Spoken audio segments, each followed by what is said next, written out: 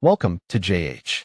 In this guide, I will show you how to fix the Google Drive quota exceeded or limit reached error. If you are stuck because your storage is full, this quick workaround will help you manage your files and resume work without delay. Let's get started.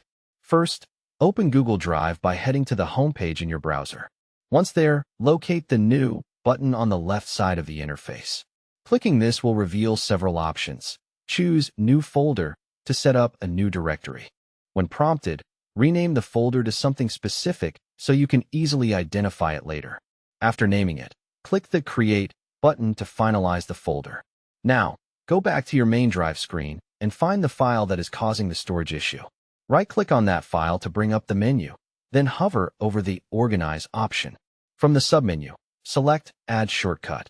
This allows you to access the file from a new location without taking up extra space. Now, select the folder you just created as the destination and click Add. Head over to that new folder where you will see the shortcut you just placed inside. To complete the process, click the download icon, usually shown as a downward arrow, to save the folder and its contents to your device. By using folders and shortcuts effectively, you can bypass frustrating quota limits and manage your storage better.